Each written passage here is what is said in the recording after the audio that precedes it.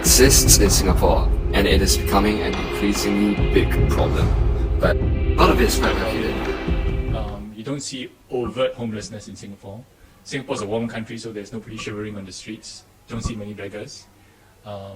If you go to the housing estates where the poor live, because we have public housing, the housing estates look great. They look beautiful. They're well-tended gardens and stuff like that. But the people living above in the small flats may not be getting enough to pay their food bills, but you can't see it. The poor's wages are depressed by the influx of low-wage foreign workers and have to compete with inflation. The situation worsens further when they fall severely ill or become unemployed, as they have little savings and they thus cannot afford to retire. The government has numerous anti-poverty schemes and a considerably comprehensive social security net. Numerous NGOs also provide aid to poor. But are they doing enough for the poor? Should the issue of poverty be only addressed by the government and the poor themselves? And most crucially, what should we do for the poor? The government is still actively helping the situation, mainly through self-help, by equipping them with the necessary skills.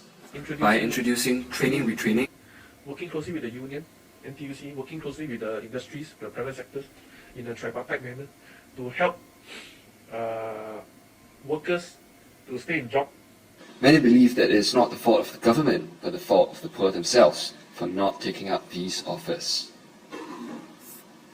They believe that it is the poor who are very lazy to work, you know. Even from what I have a friend who worked in PA, okay, she ever tried to arrange interview for those poor, they refuse to go for interview. They refuse to go and work. But that's just one perspective. The poor have got something different to say. 没有帮助我们随便可以全部都请假，哪里有帮助？你看医生要钱吗？对，好像我们有时候有很多的病没有看医生，都要去看那，手术说吗？没有什么要求，什么东西看医生不要这样故意这样而已。我不一定是多快，有来就有人赚次，没有来没有人给钱就没有这次，这样啊。看，我就是希望啊，政府不要赶我们这些人走下来，给我们自己赚自己啊，也没有去到找政府，政府就是要做我们这个，好像当我们的乞丐，但是我有唱歌，我有吹口琴，我是有一些贡献。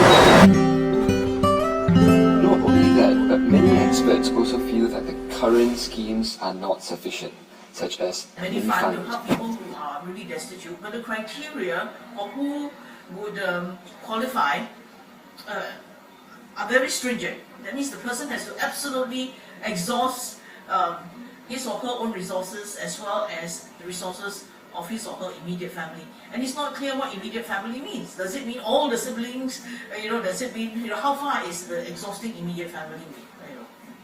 As I said earlier, there's also this sense in which people's worth is measured purely in terms of their economic potential. So if you have little economic potential, you are left to the many helping hands. And the many helping hands, the problem with having too many helping hands is that people fall through the gaps between those various helping hands. So we have people who cannot access services because they don't know how to go to a government department and ask for help. Or they don't know who to ask for advice from. Or they may only speak Hokkien and they are afraid to go because the person behind the desk may only speak English and Mandarin, for example. Evidently, though the government's measures are comprehensive and commendable, it should nevertheless do more to help the poor. But what about us, the common man? We talk about being an inclusive society. That doesn't just mean that everyone is adequately considered by the government. It also means that everyone plays an active role for each other. So what can we, as common Singaporeans, do for our underprivileged brethren? Make your view about poverty known to the government. Be more gracious. Volunteer. Donate. Lastly, and most importantly, spread awareness about the various help schemes available for the poor. Lack of awareness about the help schemes is a major and tragic problem prevalent amongst the undereducated poor. Your effort will not be meaningless because poverty is not an unsolvable problem. No, it's not naive. Actually, especially since we have already reached developed country levels of technology and we have enough resources to take care of the poor. And A small donation might allow an old man to have 3 meals instead of 2. Volunteering a few hours each week for the poor might help a single mother get employed. Even spending 3 minutes to tell a poor person that help is available might change his life forever. We, each one of us, have the power to eradicate poverty in Singapore. Poverty is reality. Let's make it history.